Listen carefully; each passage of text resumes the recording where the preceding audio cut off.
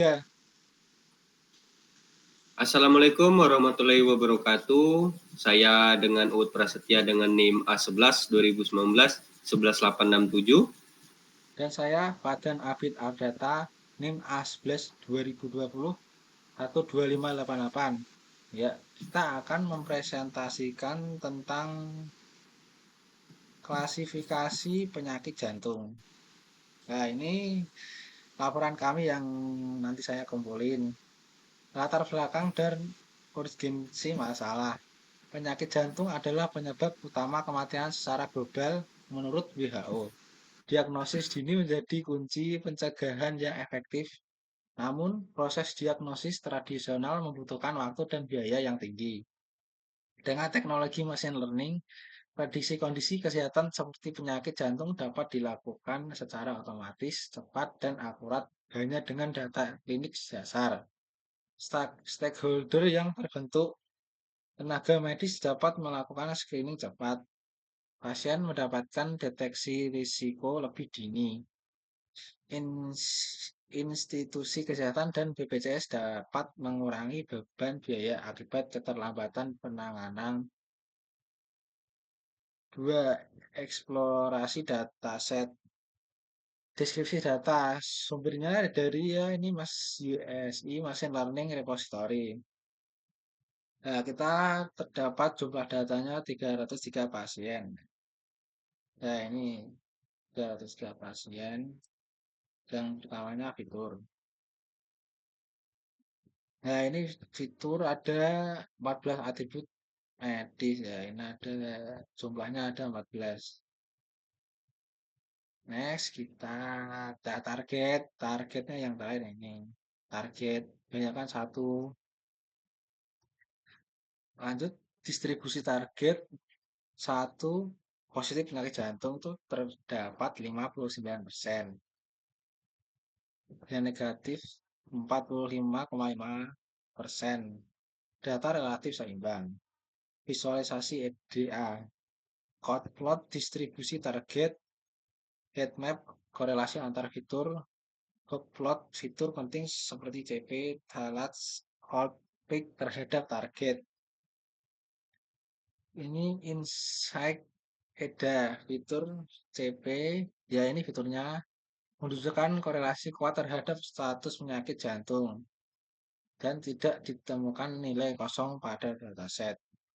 Nah, ini contoh-contoh data yang sudah dimasukkan. Ya, ini tipe datanya tuh ada 2, integers serta float. Next, nomor 3. Oke, saya menjelaskan di sini ada desain pipeline machine learning. Ada pipeline ML secara umum, load data, memuat atau mengambil data dari sumber. Split data, memisahkan data menjadi beberapa bagian. Pre-processing, proses mempersiapkan data mentah supaya siap dipakai untuk analisis. Setelah itu train model, mengenali pola dari data yang sudah disiapkan. Evaluasi, membandingkan prediksi model terhadap jawaban yang benar atau akurat. Evaluasi, membandingkan prediksi jawaban yang benar atau akurat. Oke, sudah. Yang keempat, processing dan fitur engineering. Tidak ada missing value, semua fitur numerik, tidak memerlukan encoding. Pembagian data 80% untuk pelatihan, 20% untuk pengujian. Tidak dilakukan scaling karena decision tree tidak sensitif terhadap skala. Dan itu adalah hasil atau codingannya. Habis itu yang kelima, pemodelan dengan decision tree. Model ini dilatih menggunakan Gini impurity sebagai fungsi pemisah. Itu adalah codingannya juga. Visualisasi pohon keputusan dilakukan menggunakan plot tree, memberikan pemahaman tentang bagaimana model mengambil keputusan berdasarkan fitur-fitur medis. Yang keenam, evaluasi model.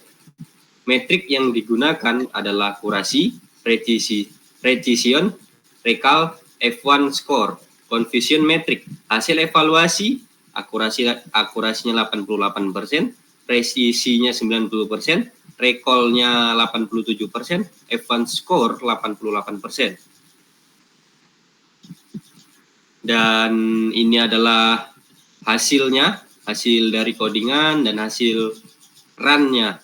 Visually confusion metric memperlihatkan model cukup seimbang dan memprediksi kedua kelas. Ya, lanjut nomor 7, analis hasil dan diskusi.